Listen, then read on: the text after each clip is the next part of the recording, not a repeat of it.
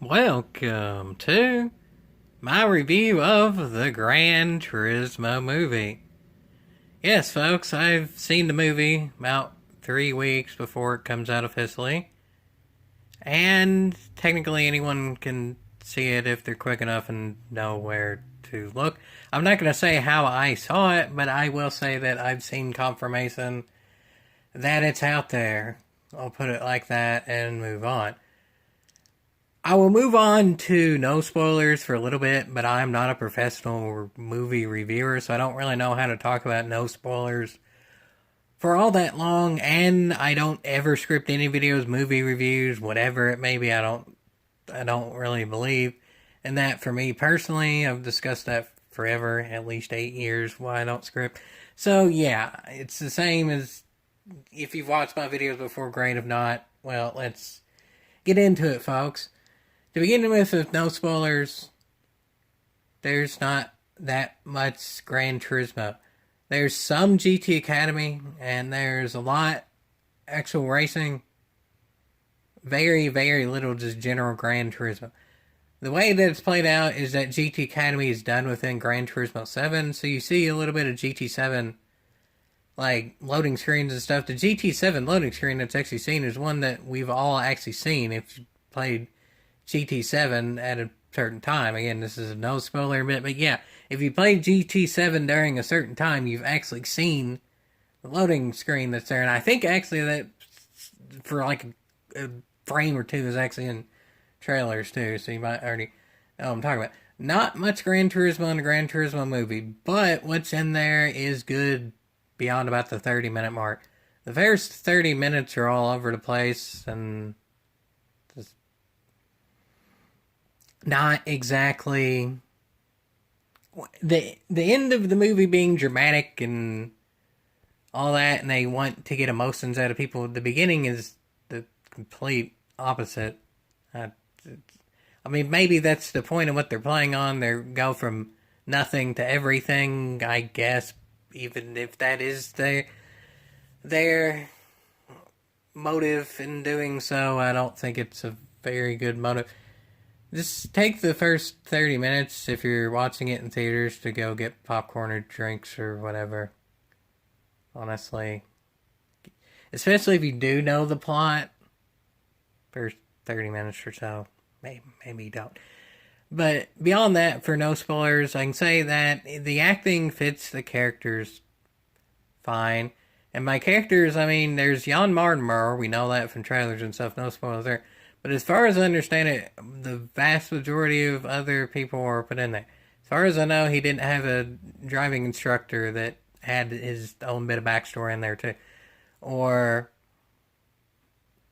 his mom and dad being the exact way they were and stuff. They actually say at the end of the movie what was completely true, and if you already know Jann Mardenboro's story anyway, because it's a real thing, you somewhat knew that.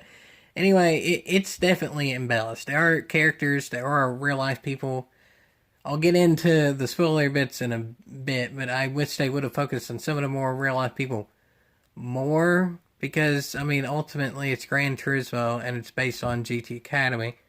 There's some GT Academy, there's very little Gran Turismo, and it's mainly racing, but the racing good. No spoilers there, I mean, it looks pretty. The favorite color of the uh, cinematic people, not a movie reviewer, of the people that make the movie look good is white. I'm legally blind, and I'm about blinded by all the white that was in everything. And maybe it's just the screen that I viewed it on or something like that. But I mean, the movie doesn't look like you just go outside and look at something. It doesn't look normal. But I mean, if that's what they're going for, then they definitely stuck to that. If you like things looking very much white, there you go. At least from how I viewed it, it seemed very much that way. So, yeah, I mean, it's 3 weeks to send actual theaters, maybe a little bit, or even change before the official cinematic release. We'll see. We're almost a month left before people see it. But yeah, that's really about all I can say of no spoilery. I'm not a professional movie reviewer. So let's get into the real meat and potatoes of it. And I can make videos an hour plus long. I don't script my videos, so we'll see how long this ends up being. Okay. To begin with, I kind of already said that there's 30 minutes, probably just take it or leave it. The beginning of the movie in and of itself is just a little bit saying that Gran Turismo has been around for 25 years and it's the passing to make real racing and all that for like the first minute, and it's cool and that's fine. It sets it up like this is going to be a Gran Turismo movie, and that's great. And then it goes into showing that there's a plan going on to make GT Academy to where the best drivers in Gran Turismo may get to race in real life, and then it cuts to a racing team that the owner, I'm not even really sure of his position, is fed up with because rich people, and he's annoyed with rich people, so then he goes to the sim racers, and that's better than what he was doing before. The motivation isn't to help, it's because he hates his previous job. And that's the first little bit of the movie there, so that's weird. But like I said, the first 30 minutes is definitely the weak point, around about 30 minutes. So after that, it goes to actually showing a bit of the game and your Martin training, and that's cool. I mean, there's a lot of the cliches of his parents don't think he's doing the right thing and that he should be focusing on an actual career, blah, blah, blah, cliches of any movie like this. Everyone saw that coming. And yeah, it's not really done the best or the worst, but the worst part is that because of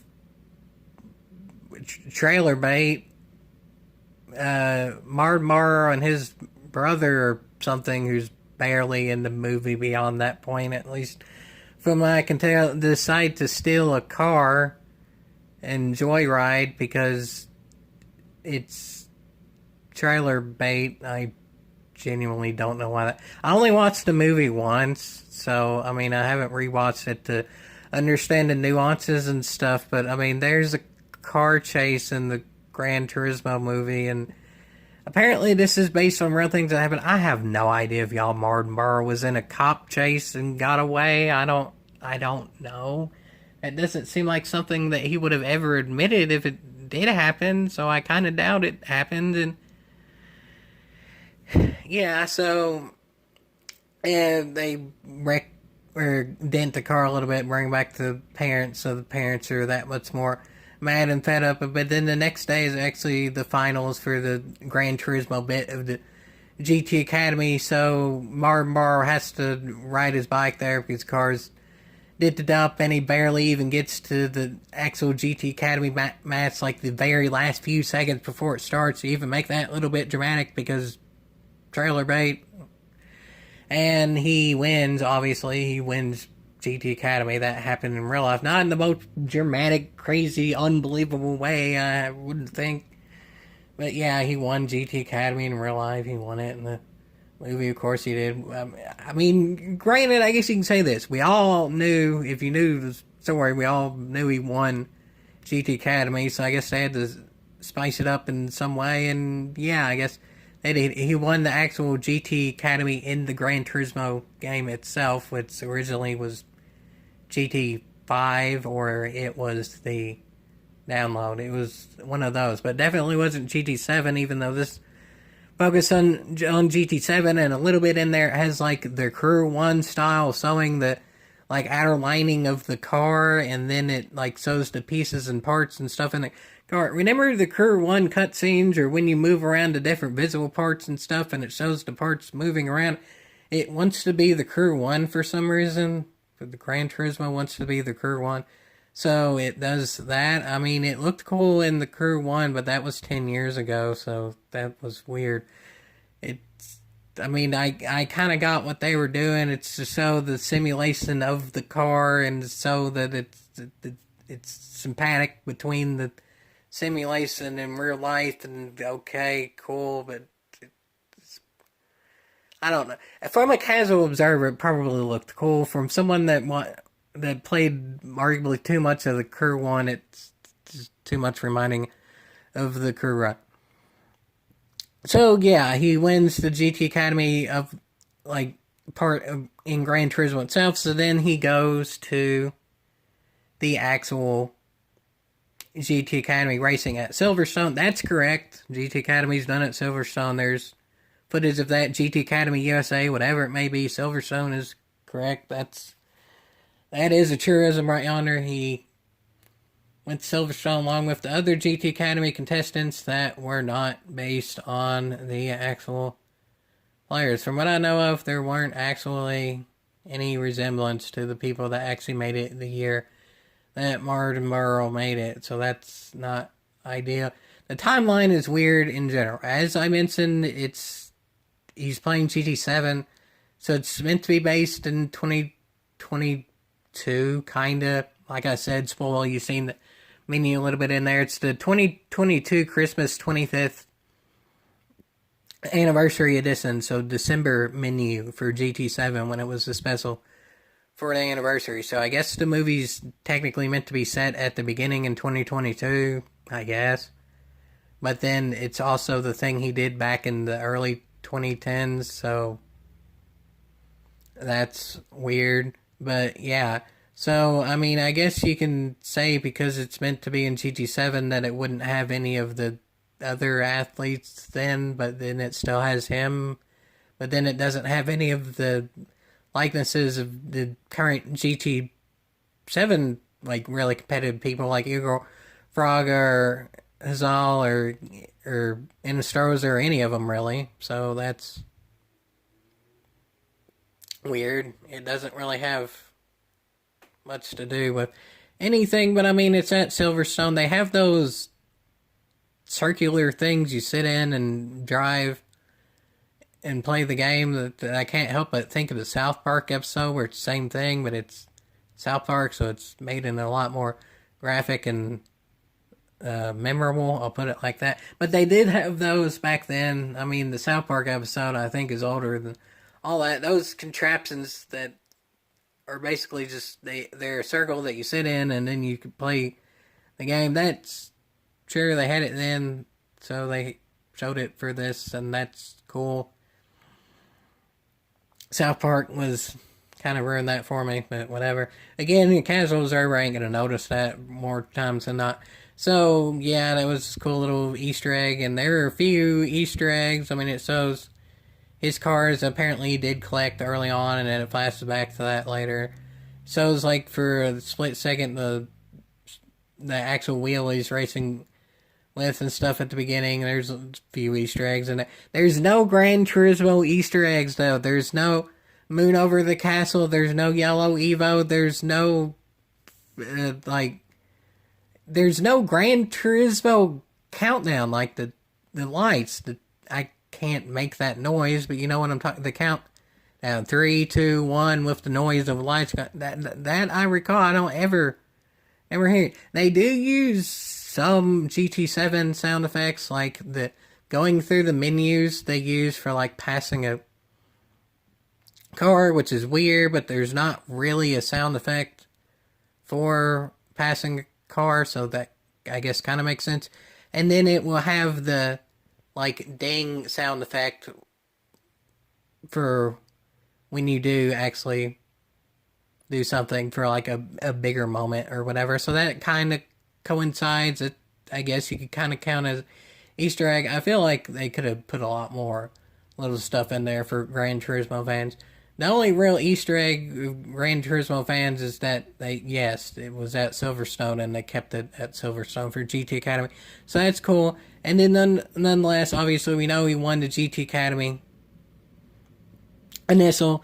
For the GT Academy actual finals when they're driving, that's made competitive, and he has a rival there. The rival is cocky and generic, and he's young and timid, and you've seen in 1.2 trillion movies ever made or something like that. I don't know the exact numbers. I'm not a mathematician, but I mean, I do know the math of that.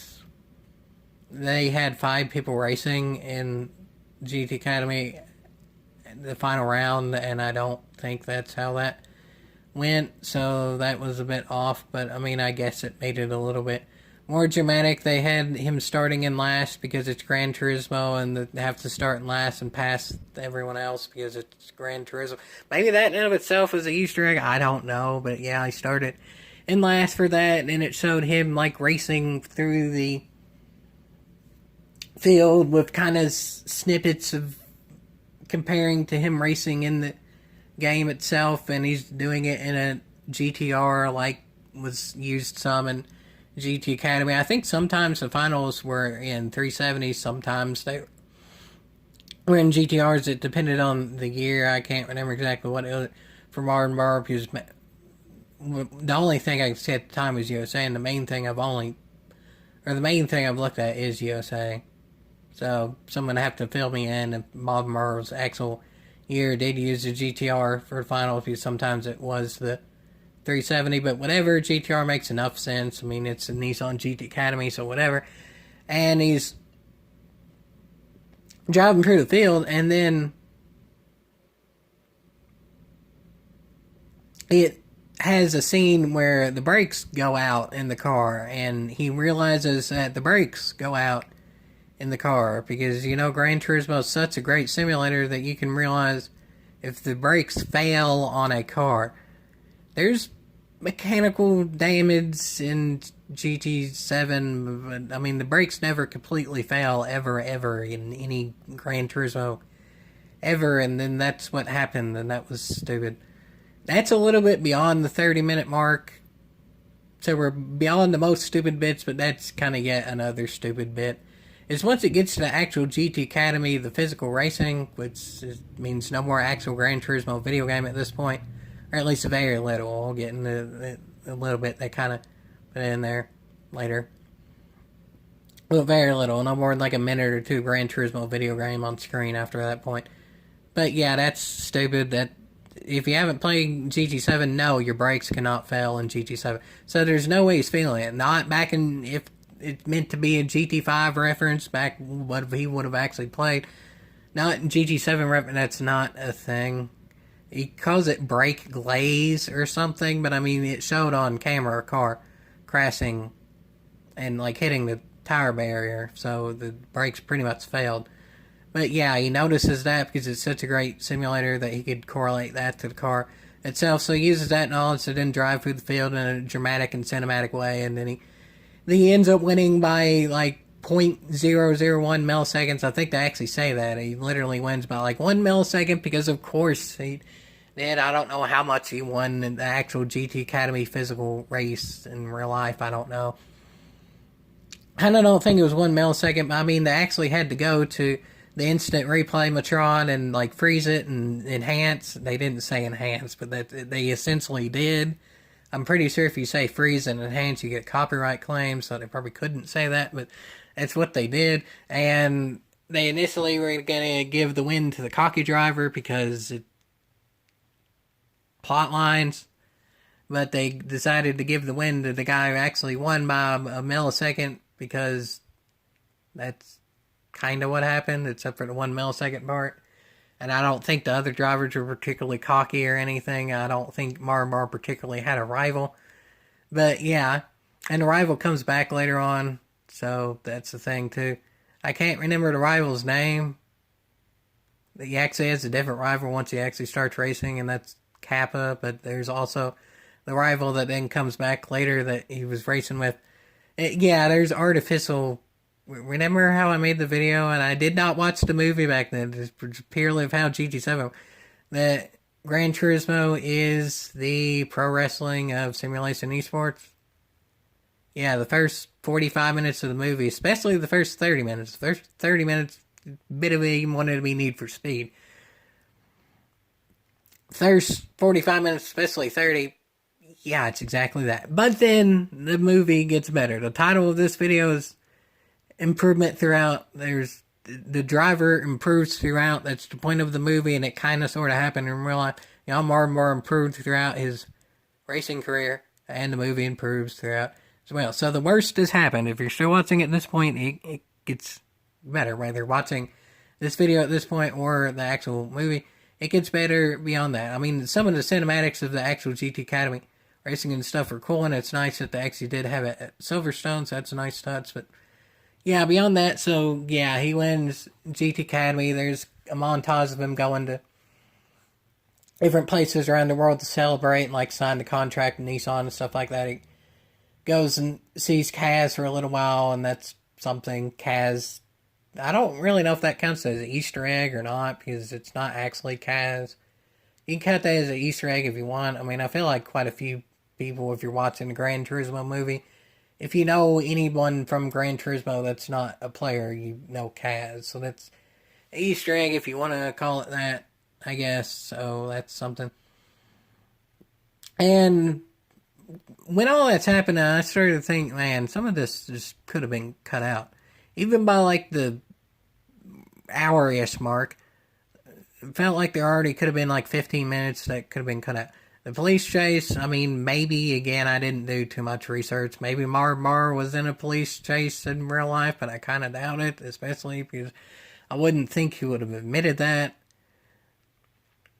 There's a bit too much focus on that he has a girlfriend that he loves, and that is basically it, and that she enjoys going places when he wins, and just obvious things that you can see happen from a mile away, and it's a mile away walking, not a mile away in a 180 mile an hour race car, so it's that much longer and not really needed. By the hour mark, there's already at least 15 minutes of the movie that could have been cut out, but again, it's kind of the worst part of the movie. So anyway, while the actual cinematics of the globetrotting and stuff are decently cool, it definitely could have been cut down, have a little bit in there, so the rewards of winning GT Academy, I mean, that's good advertising in general. If Gran Turismo still had GT Academy, it would be good advertising.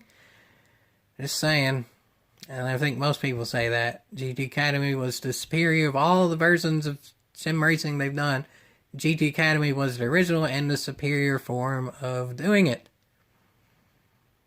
Moving on. So after that, he wins, so then he gets a contract with Nissan, and in order to be officially certified to race in the big leagues, it's not really specified what it means, but he has to get an FI certification. I think, honestly, that's just product placement.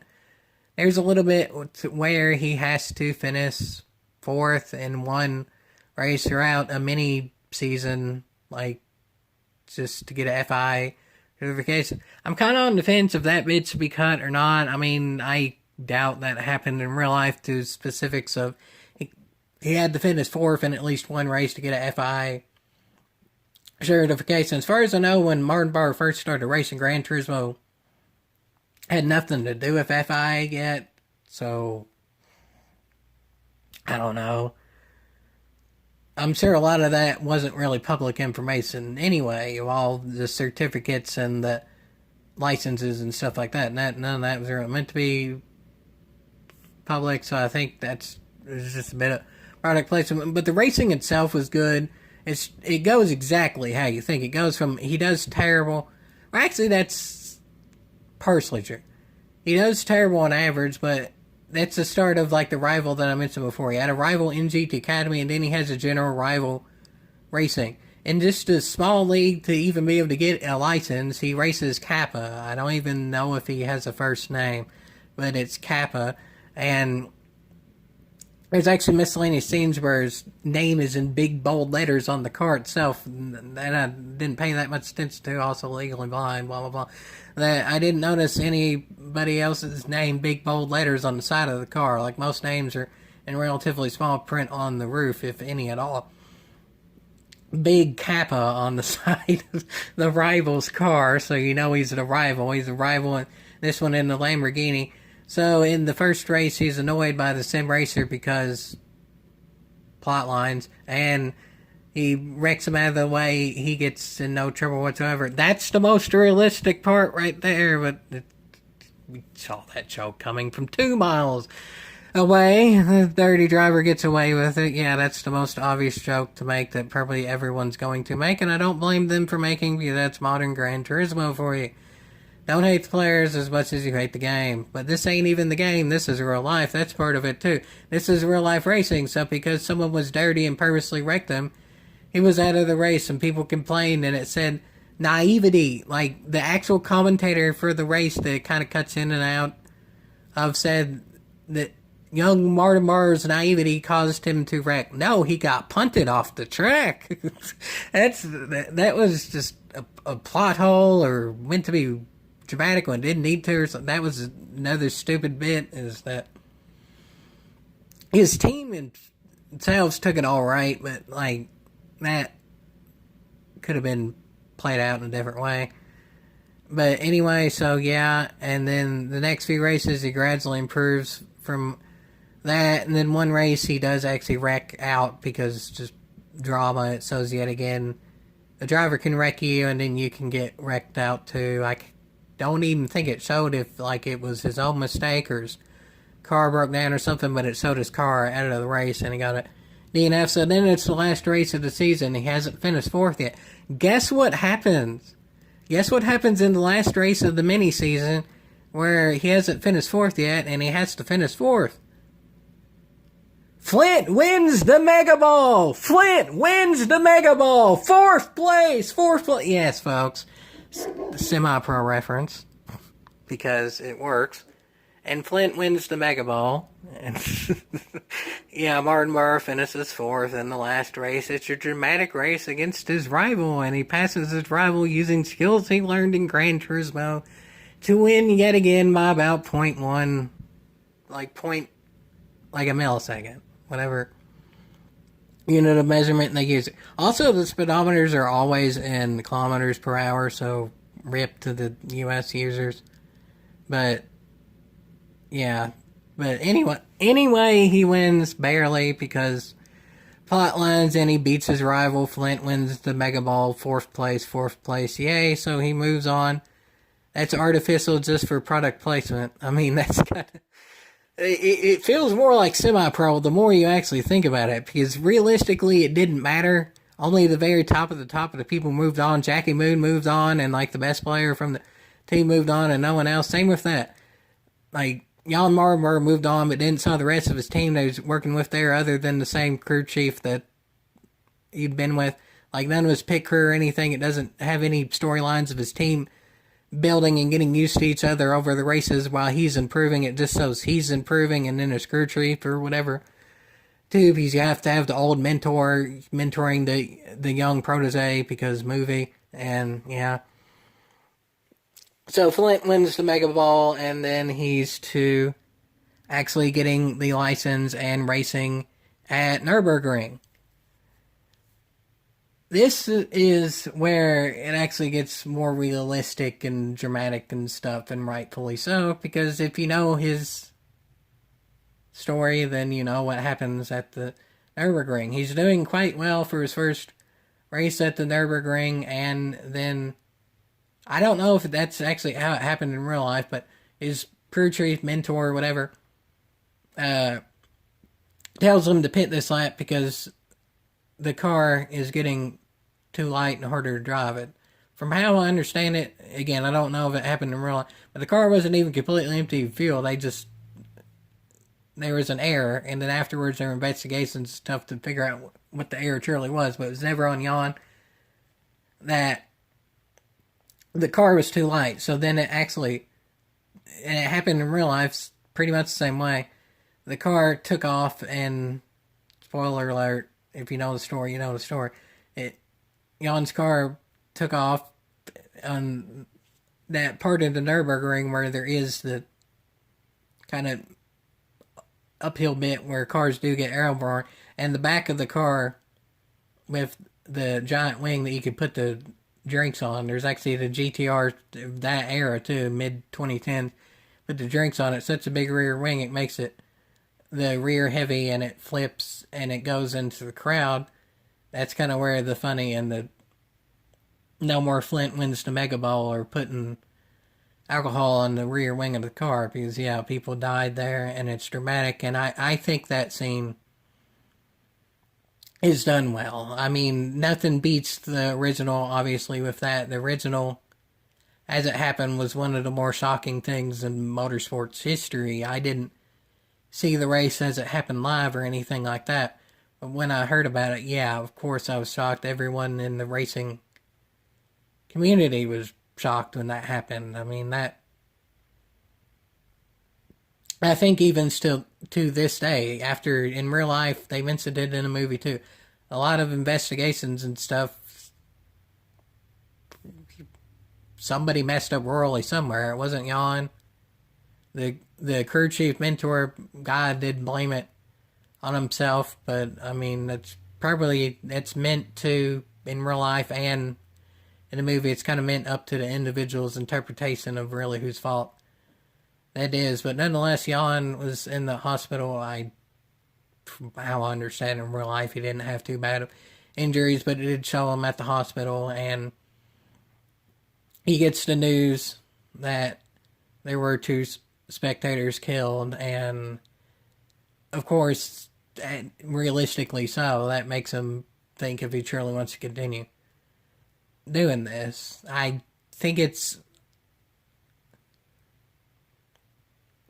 I don't think it's exactly how it played out in real life. I mean, Jann said in interviews himself, he wanted that incident in the movie. He said it himself, it's to be in the movie. The names, and I think even likenesses of the spectators were left out, and that's probably for the best. But, yeah, it's best that it was in the movie. I don't know if it was exactly played out how it did in real life, but it's his parents calling concerned about him. His girlfriend is there with him at the hospital, and his mentor is there too, so that's something. And then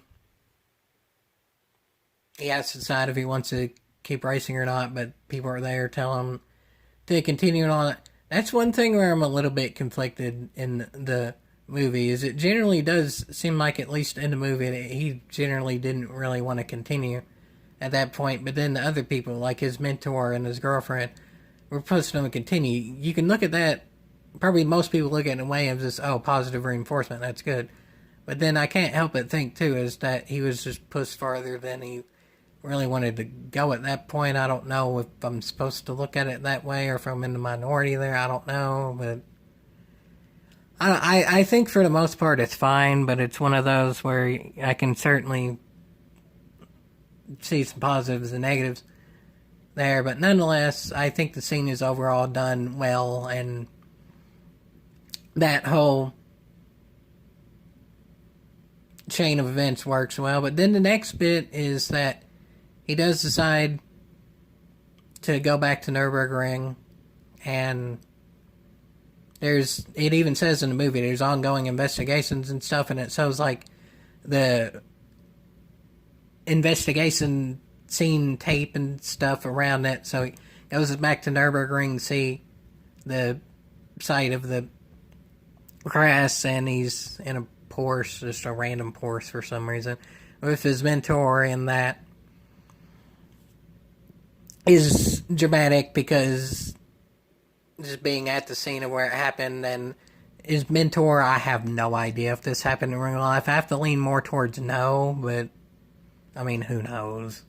It's probably one of those things that may have been best to be over, like, embezzled for the movie, because it made more of a point and made people remember it more, that his mentor actually was involved in a wreck that made him retire, and the wreck actually killed another driver, and that wreck happened at Le Mans.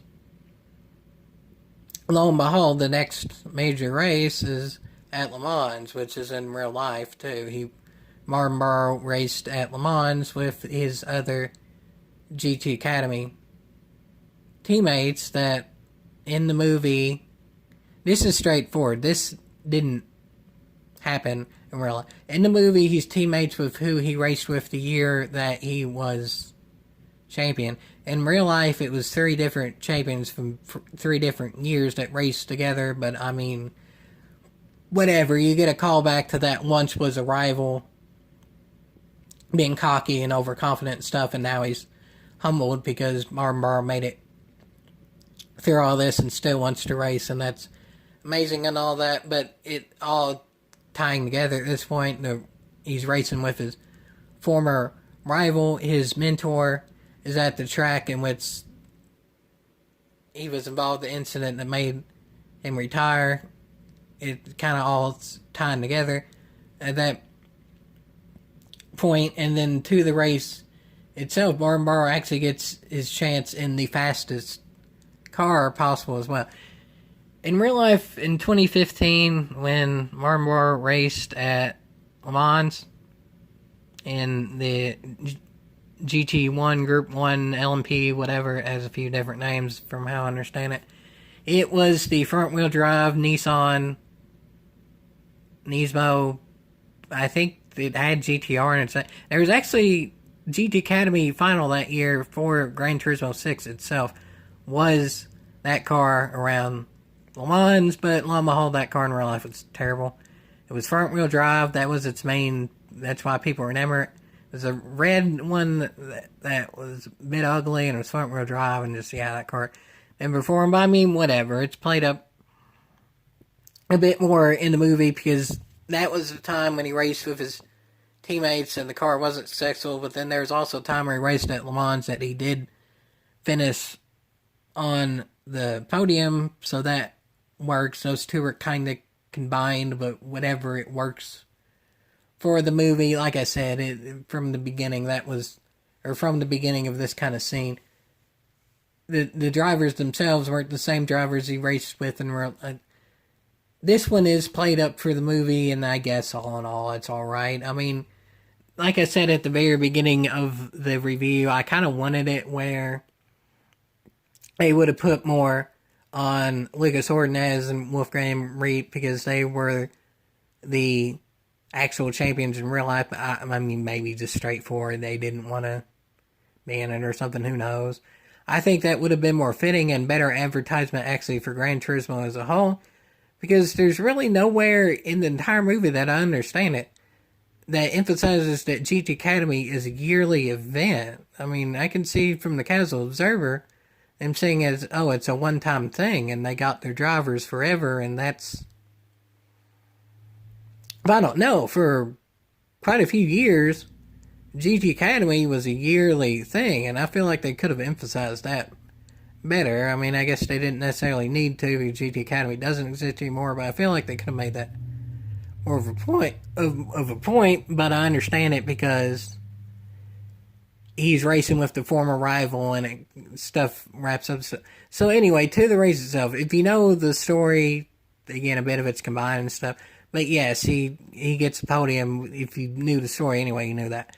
But the racing itself at Le Mans is pretty. They have some unique shots and stuff. This is the overall race that they spend the most time on because it is more the climactic point, which it is and it isn't. I mean, the overall most memorable thing is Jann's crash, and probably rightfully so, but I mean, this is the climax. This is the final race, so the most time is spent on it, and actual cinematics and stuff are cool. It has some stuff that I'm not really sure happened in real life, like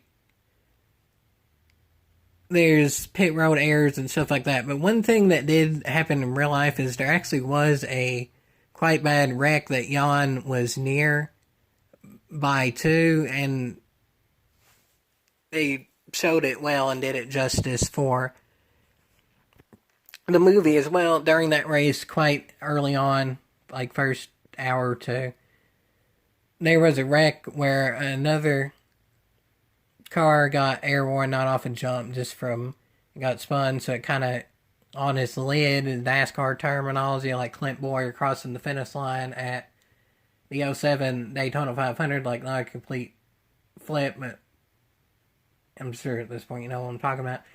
And it ended up crashing into a tire barrier and it caught on fire. I'm not sure exactly how that wreck went in real life, but nonetheless, that driver was actually fine. But just seeing that happen, because it was kind of, obviously Jann didn't see that for himself, but his mentor sort of kind of had the same wreck happen, but this time the driver survived, so Jann decided to keep racing, but his head wasn't really fully in it. And apparently, this did happen in real life. Is that Jann had a crew member that liked to listen to like certain cheesy music. It said the name in it. I'm not too good at it. Some people know it immediately, but I mean, I've heard the song before, but it's just cheesy music that doesn't at all go with racing, and it's meant to make Jann mad and kind of get his head back into. Apparently, that kind of sort of did happen in real life, and actually, in real life, it says at the very end that got Jann actually listening to that type of music, and he grew up and he liked it more. And it's kind of end scenes that wrap everything up and tie it to real life and stuff. But anyway, that gets more focused in the race, so gradually he moves up the field, and it shows more time back to his racing on Gran Turismo. And at the beginning, when he's still racing, even before GT Academy, it shows how he's able to go off the regular racing line and figure out how to pass other cars in a way that most people have not thought of, and I don't know how realistic or not that is. I mean, I don't know if there was curves back then, but it kind of looked like curves, regenerative braking where you're around people and you get the boost or whatever. So, because again, it's kind of meant to be 2015, it's kind of meant to be earlier. The 2015 car, I think, had curves. But anyway, that's kind of what it looks like. So he's able to pass the cars by getting momentum on the outside and then passing them on the straight, and it shows call back to the beginning, and that's cool. Like I said, there was only like a minute more of Gran Turismo on the screen after like the first hour of the 2 hour and 15-minute movie. That's that minute there, so that's a callback. Cool, I guess. And he does it successfully, moves up the field and stuff, and where it is a stint race, it's the 24 Hours of Le Mans, so there's other drivers as well that again are barely focused on. I feel like they could have done a better job about that. The camaraderie and the overall team, and not just him and the mentor, but I mean, whatever. Take the police chase out and take the 80% of what was with his girlfriend out and use that time to make more team camaraderie with his fellow drivers and stuff like that. But anyway, by the time it's his final stint with the race coming down to the end, lo and behold, he catches up to the same rival driver that raced with him in the lower end series to even get the very first license. Somehow that driver equally goes up the ranks at the exact same time and at the exact same moment. In the final lap of the final race of the entry level to get his license, racing side by side. At the final lap of the launch 24-hour race, 24-hour race, racing side by side to get third place, which is realistic. I'm glad they didn't end up having him winning, because he didn't win. The team did just get the podium, so it's best they did keep that realistic, but yeah, nonetheless, of course he passes him, and it's dramatic and such, but he passes him. And it's the same Kappa guy, and yay, he vanquishes his rival that was a rival because plot lines. And he wins the race, and there's just the ending happiness, kissing his girlfriend, and fireworks going off, and everyone clapping. His dad happy and hugging him and stuff. His family again doubted him and said, oh, you should go into actual work and stuff. His dad followed his dream to play soccer, but it took him till he was 40 or something. That's a bit of a plot hole too, is apparently his dad had his first professional soccer match when Jann was meant to be 19 years old. So his dad had to have been at least at the minimum 35 or something. I think, whatever. It's not really the point. But yeah, so it ties in with his family, and it ties into beating the rival driver, and that is girlfriend gets to see him in the race and all that. So, I mean, it ties in all nicely and stuff, but it's probably not really like that happened in real life. Let's face it, probably not. Overall, I'm fine with some embellishing to help the movie and stuff. For a casual audience who really knows absolutely nothing about Gran Turismo, I think it's a good movie. If people don't realize that Gran Turismo has nothing to do with police chases and that the vast majority of finishes are not 1 millisecond difference in time and stuff like that, it's a good movie. The drama of the really close finishes, and they do have the crash scenes in a good way. I think they go about that for the most part as good as they could, and the actual cinematics and stuff are good. Again, they kind of less on the white filter. They could have made it look more realistic for the movie about the real driving simulator or whatever. I guess that's the artistic passing and blah blah blah.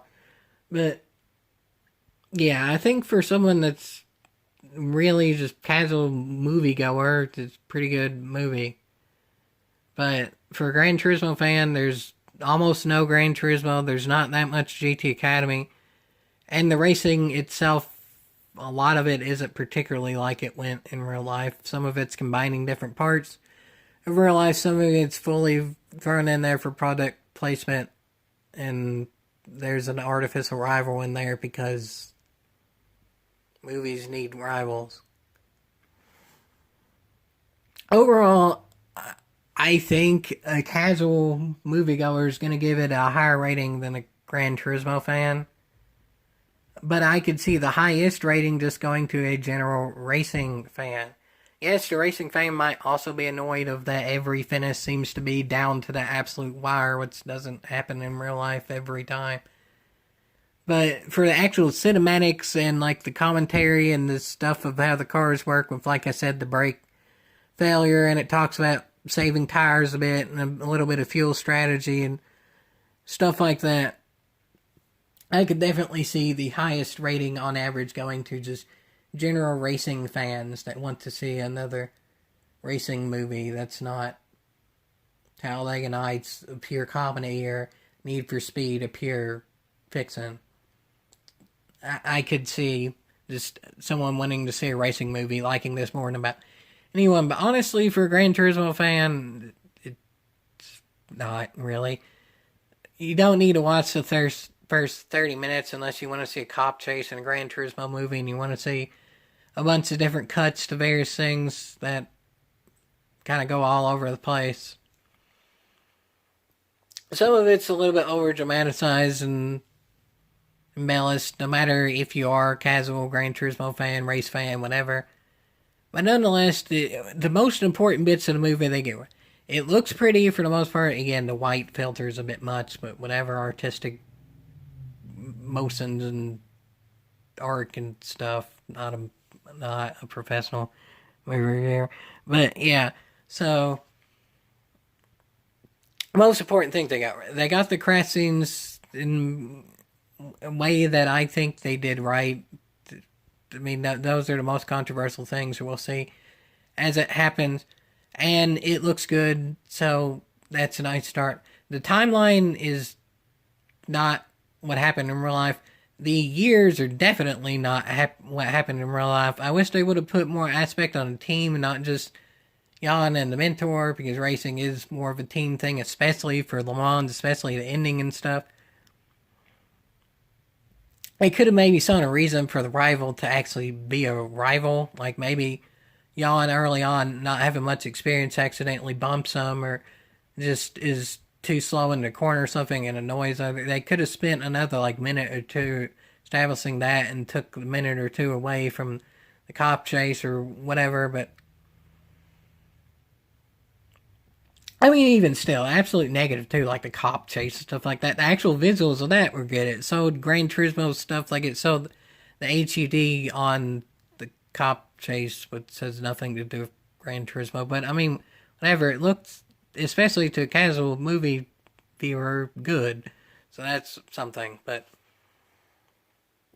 Overall, my final rating, I personally being quite the Gran Turismo fan, I already knew of Jann's story and watched all of what GT Academy I could at the time, which was USA and some of it even beyond that.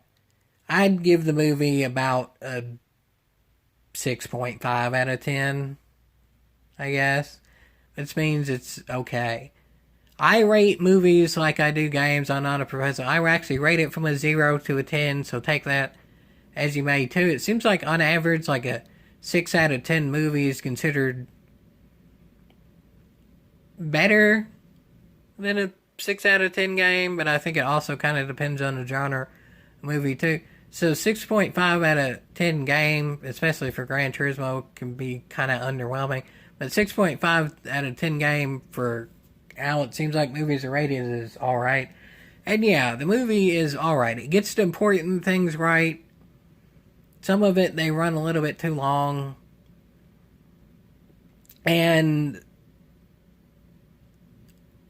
it has $100 million budget. I'm not super knowledgeable about all that, but I don't know if it needed that big of a budget really. But overall, there would definitely be memorable bits of the movie, especially if you didn't already know the story of them before. But there are also downright laughable bits of the movie. There's going to be just as much ridiculed and made fun of as that are praised and forever remembered the movie. The movie is definitely improvement throughout, just like Jann in general. He went from denting up his car in a cop chase and having to ride his bike to barely even make it to GT Academy. Then finished podium on Mons 24 Hour Race. The movie went from a cop chase and a Gran Turismo movie to having drama and doing justice to actual racing moments and stuff like that.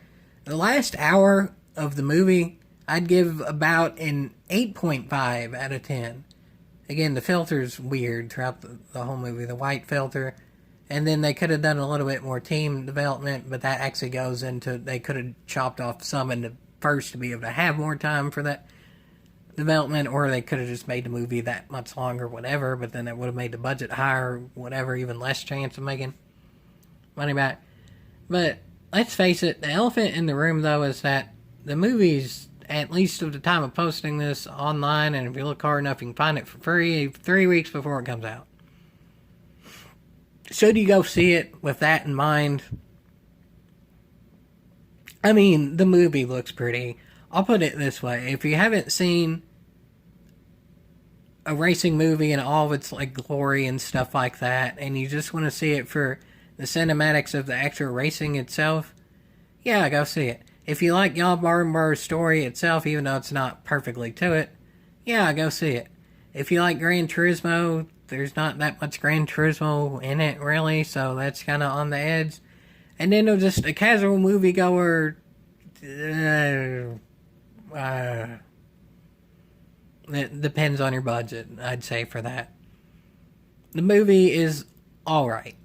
It gets the important things right, but it has some downright stupid things, too. A lot of the stupid bits in the beginning, I can definitely say for certain, it improves throughout, so overall, I'd say yeehaw. Nothing incredibly special, but it's alright, and I hope it makes its money back enough so there could be a second movie, and then make it about Gran Turismo as the video game. That would be incredible. I guess it would be called Gran Turismo 2. Gran Turismo 2. It's a pretty cotton good video game, and if they make Gran Turismo 2 about Gran Turismo 2, I could see that doing pretty cotton good. This movie has to make the money for that to happen, so hopefully it does. At the very least, I hope GT Academy comes back. I really do want that. And if that happens, I can forgive some annoyances with the movie, and overall, if at the very least GT Academy comes back, then the movie was worth making for me, a Gran Turismo fan. Please let GT Academy come back from even when this movie was first announced. That's what I wanted more than anything, and after watching this, it's the same way. Overall, more than anything, I just want GT Academy back. And if that happens, more yeehaw than my voice can do right now. Literally, I could not do a yeehaw right now if I wanted to. And the movie doesn't necessarily warrant a big one, so yeah.